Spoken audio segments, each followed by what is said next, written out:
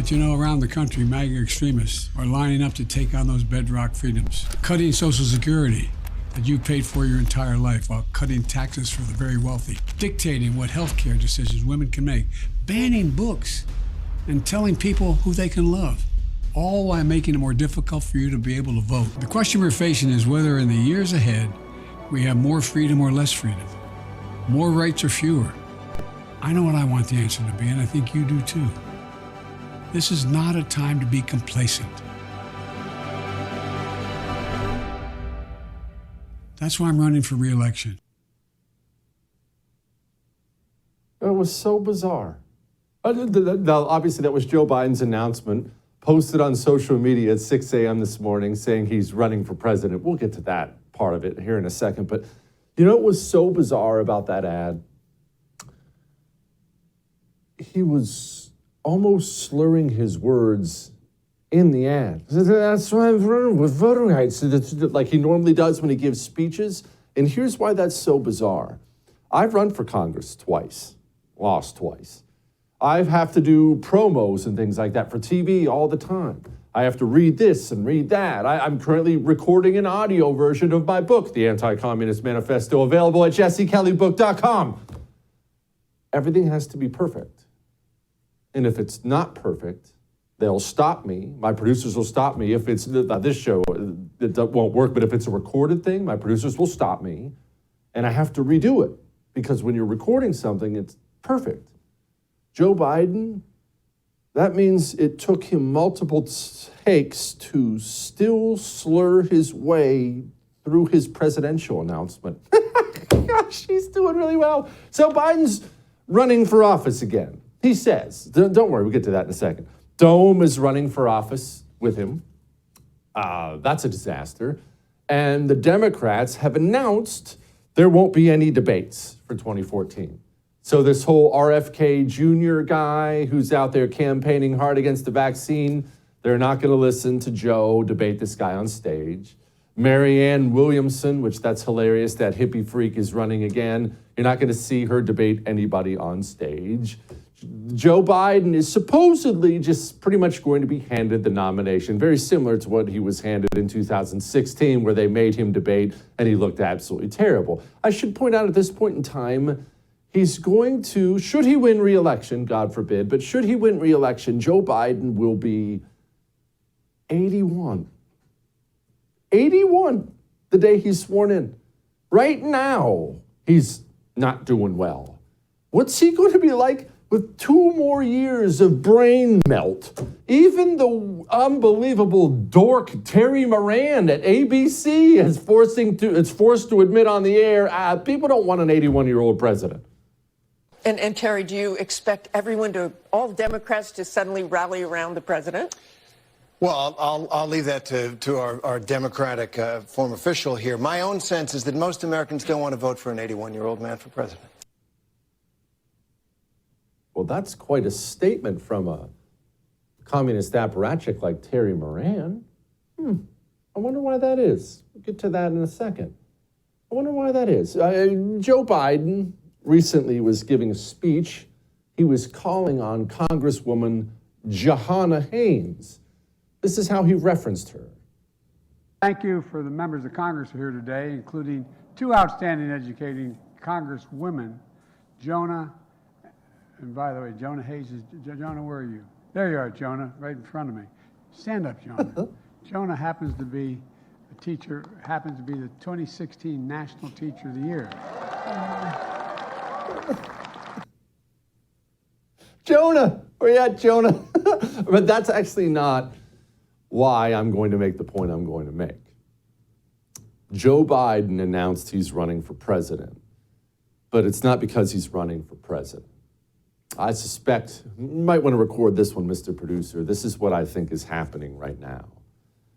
Terry Moran had some very hard words to say for Joe Biden. You're starting to see a lot more anti-Biden stuff from a totally communist media. Why are you seeing that? And then Joe Biden announces he's running for president. Why now? Why? What's happening here? Well, they're ready to move on from Joe Biden. The Democrats are. And it's not because he hasn't been a loyal communist apparatchik. He has. They're ready to move on from Joe Biden because all communism is based on deception. And I can't believe I'm going to say this, but to the communists' credit, they all talk about this. From the earliest stages, communists have written down, they've written to each other, they've written down in their own books that they've published how important it is to hide what they're doing, hide what they want, hide their thoughts. If you look at communism in America, when it first started getting going here, early 1900s, and they were trying to infiltrate the schools and journalism and things like that, they would write to each other all the time, publish letters all the time. It's important. We can't let them know what they're doing to this day. You'll see some TikTok video of some tranny nutball teacher. This is how we have to talk to students about LGBTQ stuff so parents don't find out what we're doing. All communism is based on deception. Joe Biden, it's not that he's old. It's not that he sniffs every child within a 10-block radius. It's not that he's a huge failure. Communism is designed to fail. It's that Joe Biden now is degenerating to the point where he can't do the one critical thing communists need him to do: lie about what they want. Oftentimes, Joe Biden will find himself saying the quiet part out loud. Rebecca put a teacher's creed into words when she said, "There's no such thing as someone else's child. No such thing as someone else's child. Our nation's children are all our children." You can't say that if you're a communist. Virginia is a reliably blue state with a now Republican governor because Democrat candidate Terry McAuliffe basically said those same words running for office. The communist wants your children. He wants to take them from you and break them from you and mold them in his image. That's what he wants, but he can't tell you that. He can't come out and say that. You can't say that. He knows you can't say that. That's a good way to lose elections and lose power. Joe Biden does this now routinely because his brain is tapioca pudding. He gets up there and gives the game away. So they're going to run him out. He's not going to run in 2024. So why announce today? He just announced. Why do that? Well, there's going to be a deal. You see, this Hunter Biden stuff is still in the news for a reason. The system buries crimes by Democrats all the time. The FBI buries crimes, the DOJ will bury crimes, the media will bury crimes. They've all proven this time and time again. And yet you're starting to hear more and more about the Hunter Biden crimes and possible charges being brought up. What you're going to see is leverage. It's what you're about to see. Joe Biden is about to be pushed out of the White House. He announced his intention to run again in order to get something out of the deal. The system is going to come to Joe Biden and they're going to tap him on the shoulder and they're going to say, "Joe, we need you to go. Can't run." And Joe's going to say, "Well, I already announced I'm going to run." And the system's going to say, "Joe, this Hunter Biden stuff, it all leads back to you." And it does. Remember that. We now have emails that have been verified from Hunter Biden's laptop that Joe Biden was part of the Hunter Biden corrupt payoff scheme with foreign governments. We know this ties back to Joe. So they're going to tell Joe, you want this Hunter Biden stuff to go away. We'll give him a slap on the wrist, brush it aside. If you step aside, Joe Biden's going to do it. Joe Biden will not run in 2024. And do I need to remind you? It was a little story. We talked about it on this show, but it's actually a big story. When Joe Biden took off on one of his various overseas trips, the day he left Washington, D.C., the day he left, Gavin Newsom flew from California and went to the White House. As soon as Joe Biden walked out the door, Gavin Newsom was walking in the back door. Why do you think that is? What do you think they were talking about when Joe left and Gavin Newsom walked in and sat down with visitors to the White House, members of the White House staff? Why do you think that was?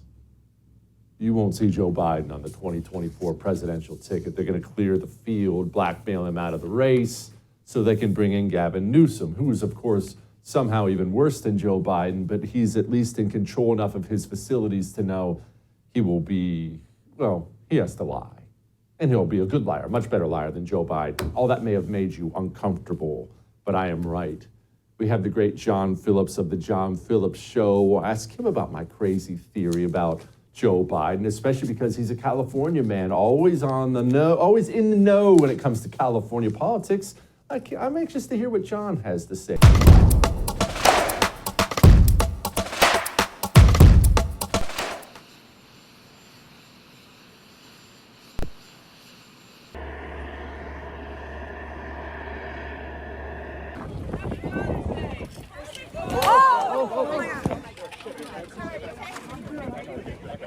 And I had a nurse named Pearl Nelson, military. She'd come in and do things that I don't think you learn in medical school, nursing school. She'd whisper in my ear. I couldn't understand them. She'd whisper, she'd lean down. She'd actually breathe on me to make sure that there was a connection, a human connection. Representative Jackie, are you here? Where's Jackie? I didn't think she was going to be here. I'm not being facetious.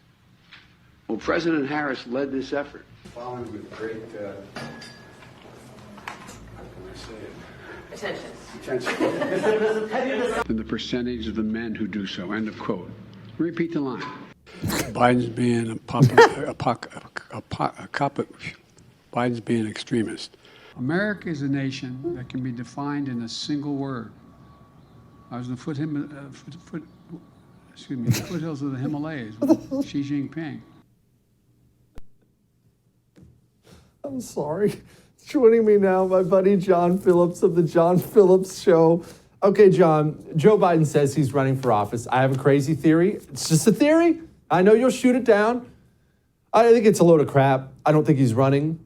I think the system is going to push him out. They're going to use the Hunter Biden stuff to push him out so they can welcome Gavin Newsom in because he's just too much of a liability. He can't keep the lies inside of his mouth anymore. That's my theory.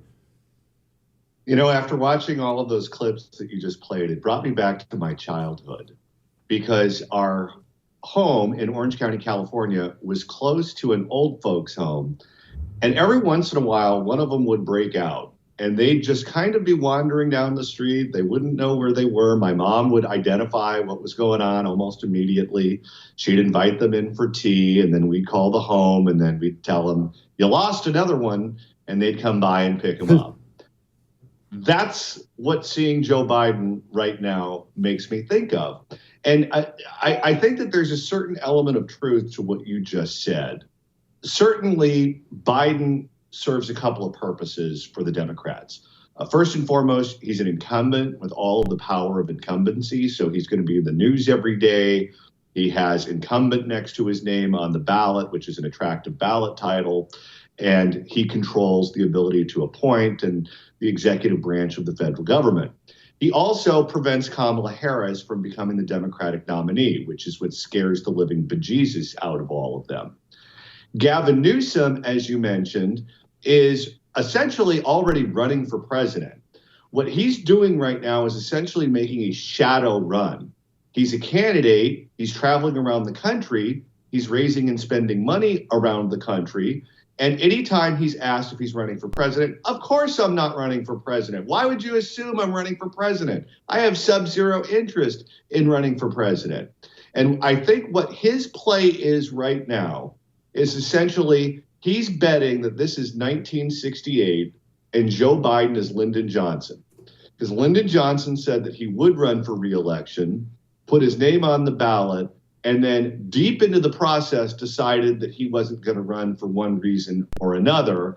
And the candidates who already had some kind of organization that existed had a much better leg up on the other candidates. And that's ultimately how Hubert Humphrey was able to get the nomination. Gavin Newsom is trying to become this year's Hubert Humphrey. Okay. What do you make of Joe Biden keeping Dome on as vice president? Because she adds nothing to the ticket. She never added anything. I get it. You had to go for a token in the beginning. I had to go with the black woman. I understand that. But those days are past. If she doesn't help the ticket at all, in fact, you could easily argue she hurts it, why keep Dome on board? How do you get rid of her? I guess if there was an opening on the Supreme Court, you could put her there. But if you get rid of her, she's going to say that she's going to say that she's the victim of sexism. She's going to say that she's the victim of racism. And the one way she could really lash out at Joe Biden in a way that would do real damage, which is why they can never get rid of her, is she can say, you know what? We've had meetings behind closed doors and Biden is losing it. He has no short-term memory. He's with you in the moment and then he forgets everything. And it's all smoke and mirrors. And they make him look like he's in charge and they make him look like he's the president, but he's not totally there. It's not Joe's fault that I'm being taken off the ticket. It's the people who are running that presidency. That would absolutely be the fatal blow to him. And she's the one person who can do that. You notice that was the road that they took with Dianne Feinstein when they decided that she was in the way and they wanted to get serious about pushing her out. The people close to her said that she was losing it. Man, I love how Democrats do politics. They're so much better at it than we are. It's fascinating to watch. Okay, we have to fast forward because I definitely want to get your take on the whole Trump-DeSantis thing. I said, I'm glad they're fighting. Go in, fight. Both of you go throw poop at each other. Go earn my vote. Here's a little video of them each taking shots at each other recently. Leaders take the bull by the horns and make the decisions for themselves. They don't subcontract out their leadership to health bureaucrats like Dr. Fauci. This is just out. I guess that Ron DeSantis is not quite as popular in Florida as people thought.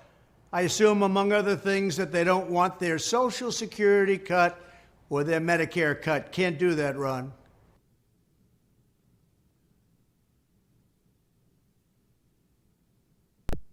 John, what say you? Well, a couple of things. First of all, I don't know if I would be attacking the state of Florida as the hellhole example of the United States of America and praising Gavin Newsom, which is what he's been doing. And with Ron DeSantis, I also think that he's missed a step recently. What made Ron DeSantis popular was COVID. It was leaving the state open. It was leaving the schools open.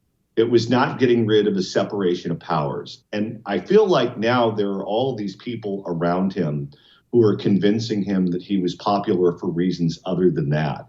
And I am a big believer that politics is not that complicated. Don't overthink it. You're the guy that was right when everyone else was wrong. Just be okay being that guy and accept victory. And seeing these two go at each other reminds me of a gubernatorial election that we had here in California some years ago, where we had two candidates who were huge behemoths. We had Al Checky, who was very rich, and Jane Harman, who was very rich, and Gray Davis, who was a lieutenant governor who had no money. And the two rich candidates went nuclear on one another. And the calculus that ended up playing out was when A attacks B, it benefits C. If these two go nuclear the way that they have been and the way that I think that they will as we get closer to the voting and as we get closer to the primary, I think you could see a lane open up for a third candidate who doesn't have all of the baggage. I don't think that candidate is in the race yet, but I could easily see this leading to a draft Glenn Youngkin or some other individual who could come in clean and really run the table. Okay, so you actually give Glenn Youngkin a shot? I just assumed it would be one of these two. I think that's the likely scenario, but it just depends on how nasty it gets. Because when you have brutal primaries, sometimes, that could damage a candidate to the point to where they're unelectable in the general. I mean, go back to the Democratic nomination back in 2016. Why did Bernie Sanders win all of these states? It wasn't because he was popular. It wasn't because people thought he would make a good president. It's because there are a lot of Democrats out there who just hated Hillary Clinton. And it was just baked into the cake that the public just hated this woman. She's the most reviled person in the country. And they were stuck with her as the nominee. She really is the friggin' worst. John, appreciate you, brother. We'll talk soon. Thanks for having me. Everyone really does hate Hillary. Who loves Hillary? Nobody loves Hillary. All right.